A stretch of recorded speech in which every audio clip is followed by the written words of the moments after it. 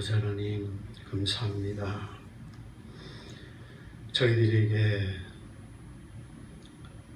내 말을 듣고 또 나를 보내신 이를 믿는 자는 영생을 얻고 심판에 이르지 아니한다고 말씀하셨사오니 아버지 말씀을 통하여 더더욱 주님의 크신 은혜와 크신 사랑을 알고 삶 가운데 이를 행하는 저희들이 될 수 있도록 도와주옵소서. 이 시간도 말씀을 전하는 자나 듣는 자가 은혜 시간 될 수 있도록 성령님 함께 할 줄 믿습니다. 믿고 감사드리오며 예수님 이름으로 기도드리옵나이다. 아멘.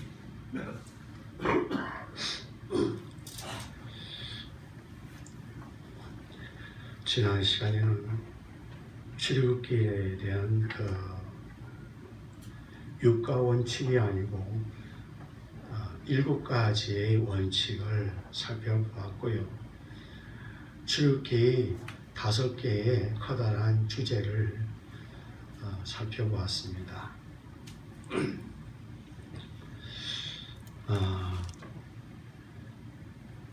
역사라는 것은 사람들이 이루어가는 것이죠.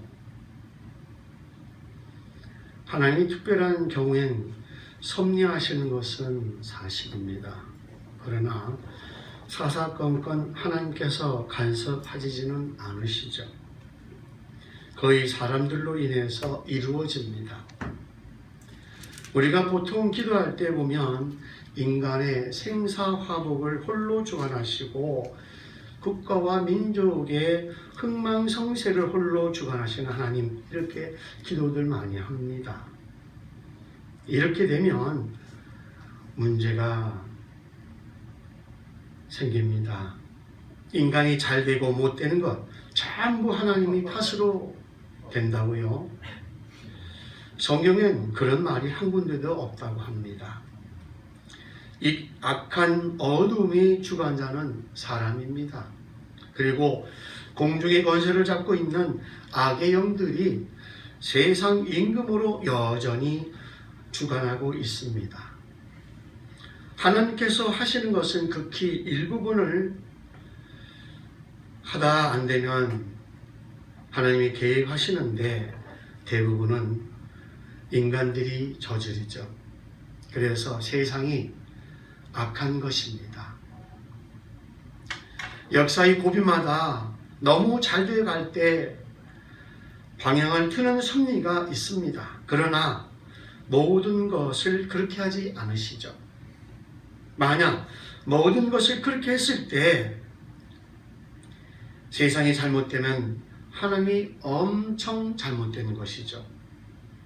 그러면 하나님이 심판하는 것이 아니라 심판당해야 합니다. 그게 얼마나 잘못되는지를 생각 못하는 것이죠. 성경이 주관한다는 말을 보면 바울이 한 번 얘기했고 그 다음에 주관한다는 말이 우리말로 원어를 보면 심판한다고 되어 있습니다. 심판은 하시죠. 그러나 이 세상에서 여러 가지 문제는 전부 인간들이 우리에게 하나님께서 주신 자유의지를 가지고, 즉 의지의 자유와 선택의 자유를 가지고 그렇게 선택하고 이렇게 이끌어가는 것이죠. 그래서 잘못되면 인간이 심판받는 것이지 잘못될 때 하나님이 심판하는 것이 아니라는 것입니다. 언제나 중요한 것이 사람입니다. 사람이 태어났다. 이 세상을 구원한 놀라운 어마어마한 이야기도 목수 요셉과 처녀 마리아에서 한 아기가 태어났다는 것이죠. 출애굽기 2장 1절에 보면 어떻게 시작하고 있습니까? 레위 족속 중 한 남자가 레위 족속 중 한 여자에게 장가를 갔습니다. 그리고 한 아기가 태어났습니다로 시작하고 있어요. 언제나 이 아름다운 이야기, 복된 이야기도 한 아기가 태어나는 것이고 또 세상에서 잘못될 때 한 아이를 잘못 길러서 역사가 잘못됩니다. 예를 들어볼까요? 2차 세계대전을 일으켰던 아돌프 히틀러 같은 아이를 잘못 길러서 교육을 잘못했더니 그가 일으킨 전쟁으로 인해서 죽은 숫자만 해도요, 얼마나 될 것 같아요? 잊어버리는 게 당연한 겁니다. 4,720만 명이 돼요. 4,720만 명. 우리나라의 인구가 조금씩 줄어들면 지금 5천만이 조금 넘었지만 출생의 숫자가 자꾸만 적어진다면 이런 숫자로 되면 대한민국 남한이 전쟁을 일어 죽었다는 겁니다. 죽는 것만 일으키죠. 어떻게 다친 사람들 보면 이 죽은 사람의 배가 된대요. 그로 인해서 생기는 고아들, 그로 인해서 생기는 불행들, 우리의 생각을 초월합니다. 잘못 길러서 세상에 내놓으면 아예 죽이는 것보다 더 무서운 결과를 가져옵니다. 한 아이가 태어나는 것은 악한 쪽이든 선한 쪽이든 정말 중요한 일이죠. 아직은 레위 지파가 거룩한 지파가 아닙니다. 왜냐?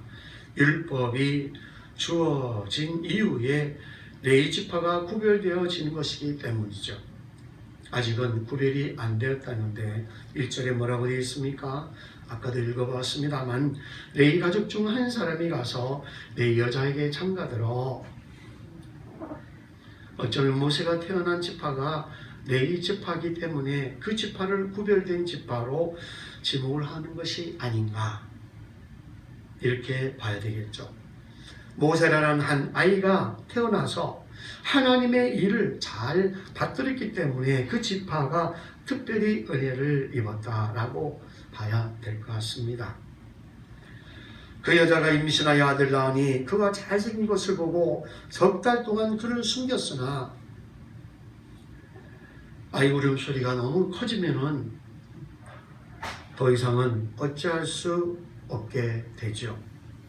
만약에 발각이 된다면 부모까지 그 화가 미치니까요.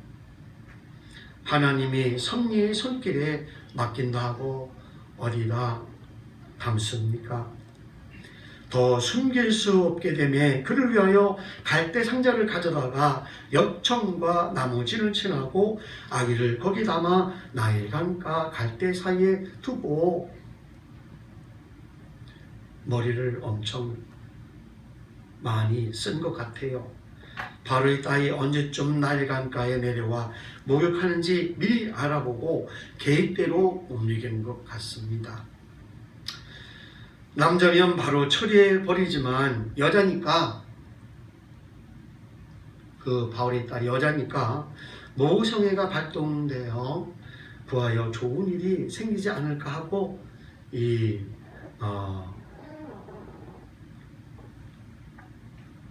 행동한 것이라고 볼 수 있죠. 강가 갈대 사이에 둔 곳이 아마 유속이 느려서 떠내려가는 것도 천천히 가는 것이기에 바로의 딸 공주가 이를 건지지 않을까라고 생각했던 것 같습니다. 그의 누이가 어떻게 되는지를 알려고 멀리 섰더니 바로의 딸이 목욕하러 나일강으로 내려오고 시녀들은 나일강가를 거닐 때에 그가 갈대 사이에 상자를 보고 시녀를 보내어 가져다가 열고 그 아기를 보니 아기가 우는지라. 그가 그를 불쌍히 여겨 이르되 이는 히브리 사람이 아기로다. 그의 누이가 바로의 딸에게 이르되 내가 가서 당신을 위하여 히브리 여인 중에서 유모를 불러다가 이 아이에게 젖을 먹이게 하리까.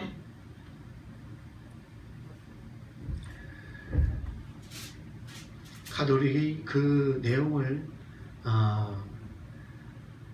가지고 영화를 만들었습니다만 어저께 3번 방송에서 보니까 10개 영화를 하대요. 그 10개 영화를 보면 이 출애굽기 내용을 연결시켜서 생각하면 많이 도움이 될 것 같습니다. 그때 바로의 공주가 예쁘게 생긴 그 남자아이를 보고서 너무 귀여워하는데 그 울고 버치고 하니까 보통 우리 주변에 그런 일이 생기면 엄마는 젖이 있으면요 아기가 금방 그치는데 젖이 없으면 대책이 없죠. 지금처럼 우유병이 있는 것도 아니고요. 그래서 어쩔 줄 모르고 있을 때 그 미리암의 재치가 나오는 거죠. 거기에 다가가서 아이를 달래지 못해서 애태우는 공주에게 유모될 만한 한 사람을 데려올까요? 라고 묻습니다. 이런 머리는 남자는 잘 안 나온대요. 여자한테 잘 나온답니다. 이런 순발력 있는 재치는 여자에게서 나오는 거죠. 남자에게는 그런 머리가 잘 안 나온답니다. 바로의 딸이 그에게 이르되 가라 하매 그 소녀가 가서 그 아기의 어머니를 불러오니 바로의 딸이 그에게 이르되 이 아기를 데려다가 나를 위하여 젖을 먹이라. 내가 그 삭슬 주리라. 여인이 아기를 데려다가 젖을 먹이더니 그러니까 그 바로 왕의 딸이 내가 젖을 먹이는 삭슬 줄 테니까 제발 이 아이에게 젖 먹일 여자 하나 데려오너라. 그 미리암이 자기 엄마를 데려온 거죠. 얼마나 재치 있습니까? 그 아기가 자라매 바로의 딸에게로 데려가니 그가 그의 아들이 되니라. 그가 그의 이름을 모세라 하여 이르되 이는 내가 그를 물에서 건져내었음이라 하였더라.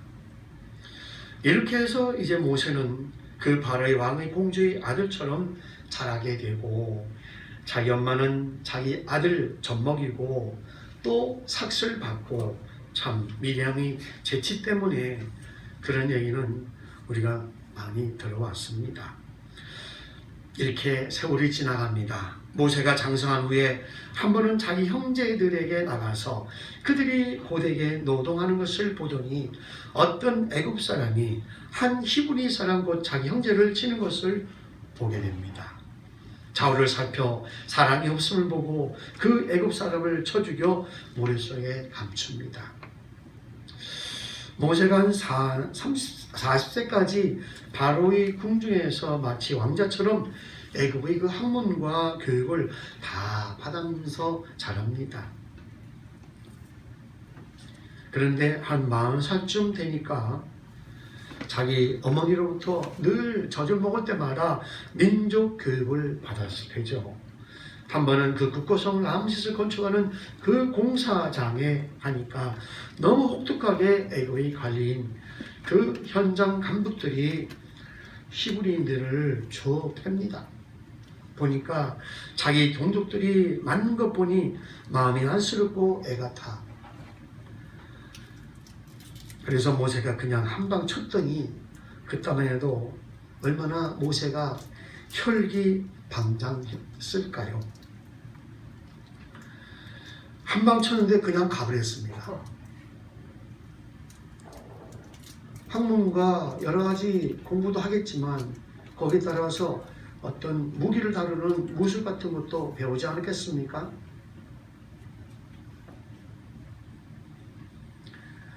그래가지고 모래 파묻고 간단히 끝냈는데 굉장히 모래가 많으니까 참 이점이 있는 것 같아요. 얼른 모래다 파묻습니다.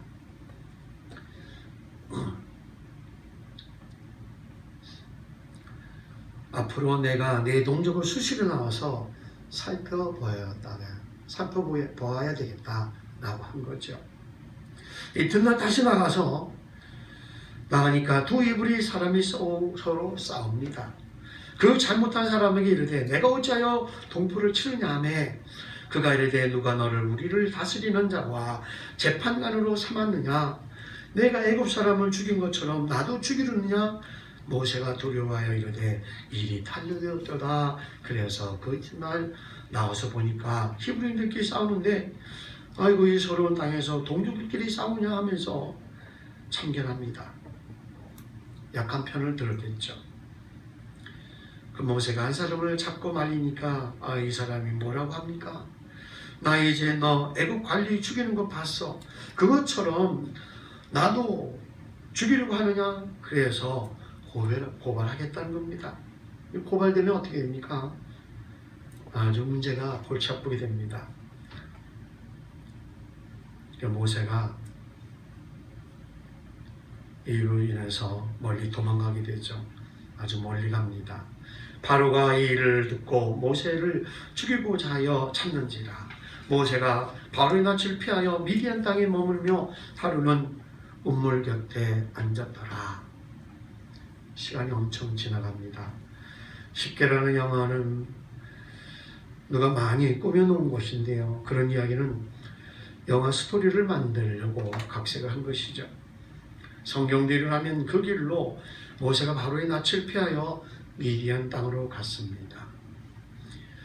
교육을 계속했다고 봅니다. 모세 어머니 요게벳이 이제 탈루가 나면 당장 애국 같은 데서는 한번 잘못한 것에 대해서 잡히면 인정사정 없거든요. 하나님을 두려워하는 것이 그들에게 바로의 군인들에게는 없으니까 도망갔는데 아주 멀리 갔습니다. 미디안까지 갔대요. 가면서 준비한 물은 조금 있었겠지만 그 물이 다 먹고 난 다음에 얼마나 굶주리고 목마른 그런 상태로 도망갔겠습니까? 도착한 곳이 미디안. 그 미디안 제사장에 7달이 있었더니 그들이 와서 물을 그 위에 채우고 그들이 아버지 양떼에게 먹이를 하는데 목자들이 와서 그들을 쫓는지라. 모세가 일어나 그들을 도와 그 양떼에게 먹입니다. 그들이 그들의 아버지 루엘에게 이를 때에 아버지가 이르되 너희가 오늘은 어찌하여 이같이 속히 돌아오느냐.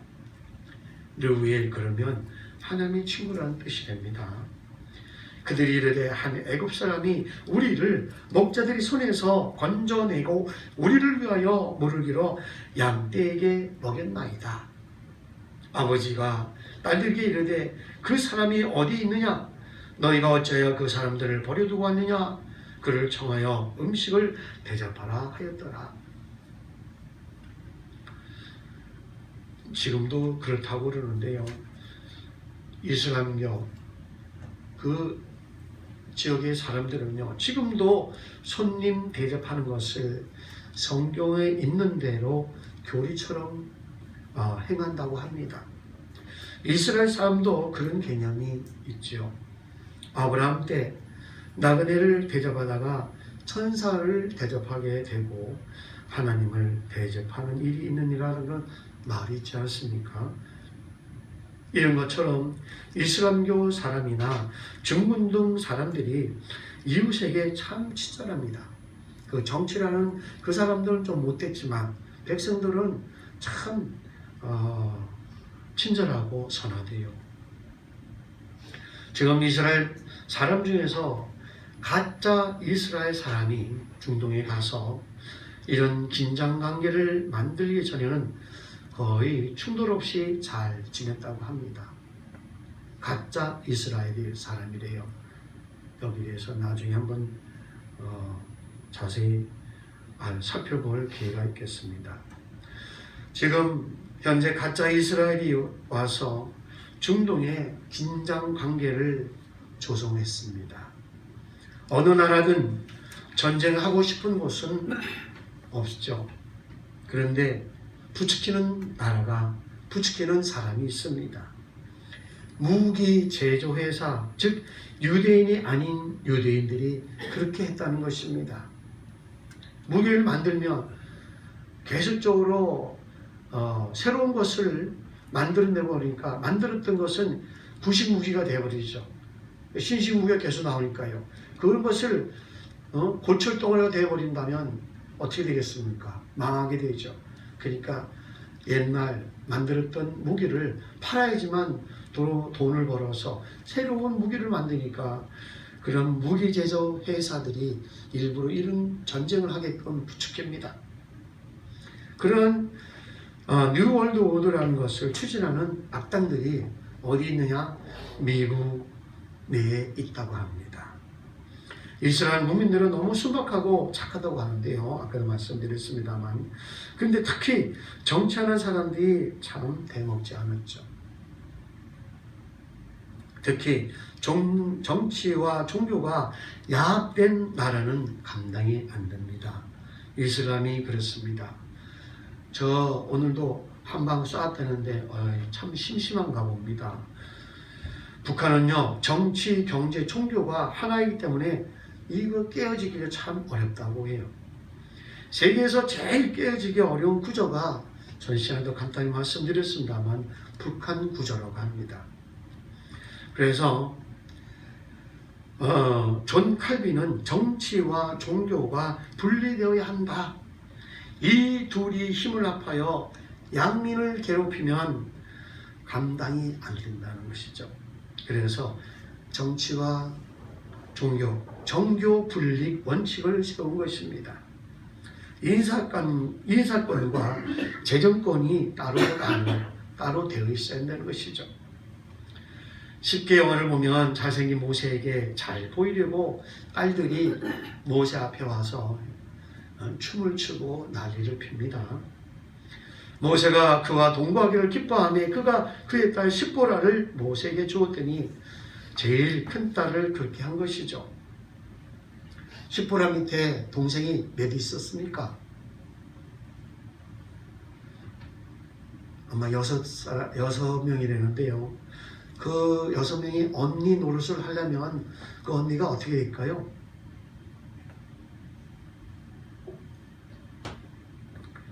보통이 아닌 것이죠. 거기에 모세가 장녀인 십보라에게 장가들었으니까 그 생활이 어떤 생활을 했을까요?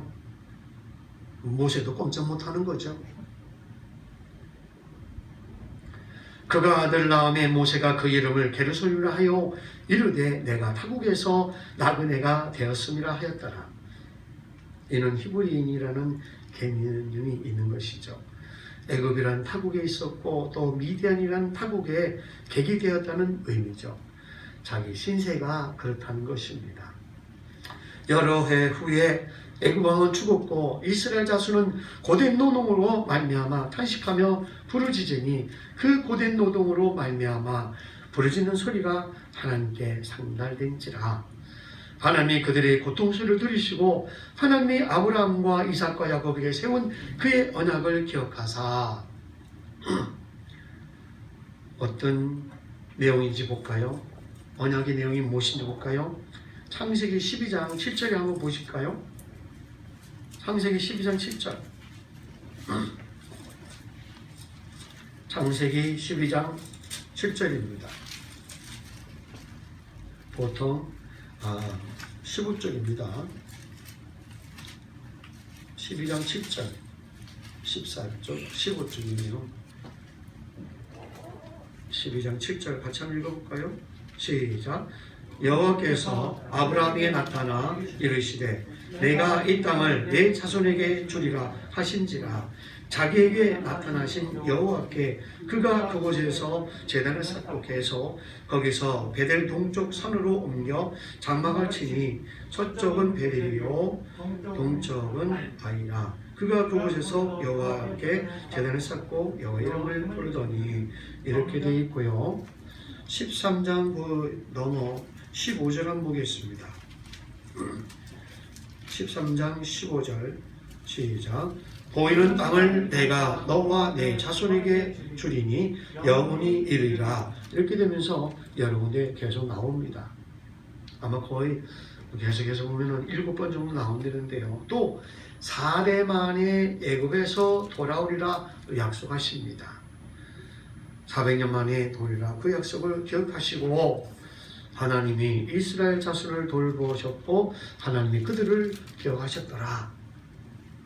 이스라엘 백성들이 400년간 그 정들었던 고센 땅에서의 그 고통스러운 여러 일들을 통해서 정떨어지게 하는 그러한 과정이 필요했던 것이죠. 정떨어지게 해야지만 그것을 생각 안 할 거 아닙니까? 70명이 내려가선 400년 있으면서 200만 정도로 불어났다고 합니다. 20세 이상으로 전쟁에 나가 칼을 빼릴 정도의 남자만 60만 3,550명이라고 기록이 되어 있죠. 그럼 여자도 그만큼 된다고 해서 계산하고 20세 이하의 애들도 있고 노인도 있고 짐작해서 그 인원이 200만이 되고 가축도 데리고 나옵니다. 그 행렬이 어떨까요? 그 가축도 한두 마리가 아닐 테고요. 양들이 또 얼마나 많았겠습니까? 뭐 오리도 있겠고 닭도 있겠고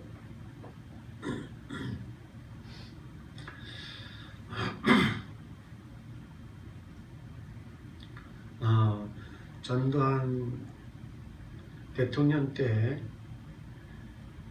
여의도 광장에서 아마 100만의 기독교인들이 모여서 집회를 떼는데 그때도 어마어마했답니다. 그런데 그 어마어마한 수의 2배라니까요. 그건 더더욱 어마어마한 거죠. 홍해를 걷는 것은 이런 의미도 있겠습니다. 옛사람은 죽었고 새로운 삶을 산다라는 의미도 있지요. 그래서 출애굽기야말로 오늘 우리 성도들의 신앙의 모델이라고 할 수가 있습니다. 거기에 비하면 이스라엘이 출애굽한 다음 광야 생활을 하면서 그 신앙생활을 하는 그런 것을 보고요. 또 우리가 지금 신앙생활 하는 것과 한번 비교해 보면 우리는 정말 호강하면서 신앙생활 하는 것이죠. 호강하면서 신앙생활 하는 겁니다. 이스라엘 백성들의 여정을 보면 어느 정도 우리가 어려워도 불평이라는 그런 것을 입으로 할 수 없게 된다고 합니다. 오늘은 1장만 하는 것으로 합니다. 출애굽기는 5가지를 생각해 둬야 한다고 말씀드렸습니다. 하나님의 사람 준비, 모세와 같은 지도자를 세워서 출애굽한 이스라엘 백성들을 인솔하게 하는 것이죠. 다음 시간에 보겠지만 그 다음에 또 한 가지는 하나님의 자기 계시, 하나님이 어떤 분인가를 알아야 이스라엘 백성들이 따라오죠. 능력과 권능을 보여주는 그런 단계가 우리가 다음 시간에 봅니다. 그 다음이 6월절의 애굽 탈출이라는 내용이고 그 다음에 시내산 언약을 맺는 것, 마지막으로 성막을 건축하는 이 5가지입니다. 자, 오늘은 말씀 이것으로 마칩니다. 하나님 아버지, 저희들을 구원하시려고 아브라함을 불러내시고 가나안 땅에 하나님 아버지께서 살게 하시다가 애굽으로 인도하여 요셉을 통하여서 큰 민족을 이루게 하시고 번성케 하신 후에 모세를 통하여 거기서 나오게 하신 후 약속의 땅으로 인도하시는 스스로 계시는 하나님을 통해서 지금 우리의 삶과 어떤 연관이 있는지를 잘 깨달을 수 있도록 도와주옵소서. 감사하고 예수님 이름으로 기도드리옵나이다. 아멘. 391장